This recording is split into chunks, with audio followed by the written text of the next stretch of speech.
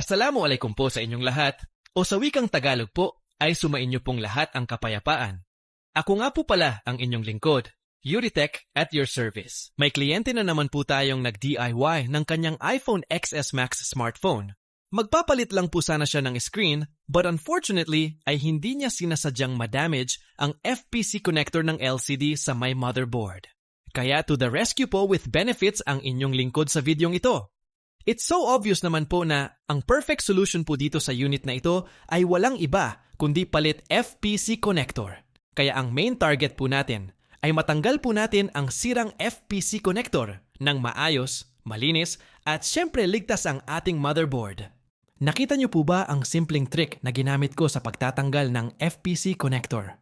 Ang trick ay sabay ko pong ginagamit ang hot air blower at soldering station. And the reason behind ay para mabilis ko pong matanggal ang FPC connector nang hindi nalilifted ang mga pads ng FPC connector. At the same time po ay hindi rin ma-overheat ang buong motherboard. Dito naman po ay naglalagay po ako ng low melting solder lead upang mapalitan po ang lumang solder lead. Ang lumang solder lead po kasi ay mataas ang melting point sa init kaya dapat po natin itong matanggal para mas mapadali at mapabilis po natin ang paglalagay ng bagong FPC connector. We must make it sure na malinis po ang paglalapagan natin ng bagong FPC connector para one-shot done ang ating trabaho. Always remember po na ang first attempt po natin ang pinaka-the best chance po natin para magawa po natin ng safe ang ating trabaho. At kung gusto po ninyong one-shot attempt lang sa inyong mga ginagawang FPC connector, ay subukan po ninyo ang aking 1x1 manual FPC reballing technique. Bagamat ito po'y mabagal at matrabaho na proseso, ay makakaasa naman po tayo na solido at dekalidad naman po ang resulta ng ating serbisyo. I, Yuritech, at your service, guarantee that this technique will significantly reduce the chances of back jobs in our services if you carefully follow and apply the steps shown in this video. Hindi naman po mahirap sundan ang ginagawa ko dito sa video, ngunit it doesn't mean na madali lang po itong gawin. Although this kind of work is easy to learn and looks easy by only watching it, ay huwag magpalin lang dahil ang ganitong klase po ng trabaho ay susukatin niya po talaga ang ating endurance at pagmamahal natin sa ating mga kliyente. Ang sekreto po para ma-master po natin ang ganitong trabaho ay walang iba kundi ang pagiging consistent sa pag-practice. And when I said practice, what I mean is a lot of practice.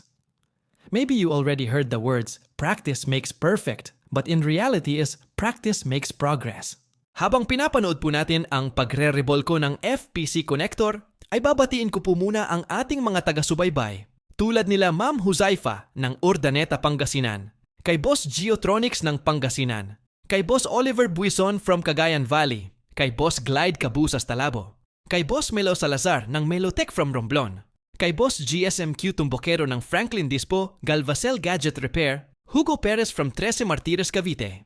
At shoutout din po kay Boss John Rapsing from the city of Masbate. At nais ko rin pong i-shoutout si Boss Rodman Mangontara Benito, na car dealer buy and sell from Barangay Picsan Calanogas, Lanao del Sur. Si Boss Joseph Jalon ng Zamboanga City, kay Boss Almuids, Isain Isabela City, Basilan, at kay Boss Duffs City, Sumagka.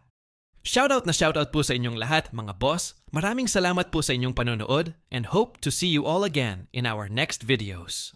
And back to our work ay sinaglit lang po natin ang pagkakabit ng ating bagong FPC connector at nangyari po yon dahil sa ginawa nating proseso kanina.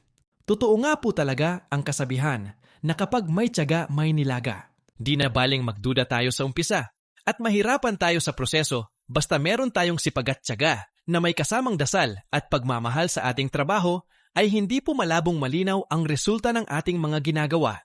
Ito po ay isang patunay na sa bawat pagsubok ay may kaakibat na ginhawa.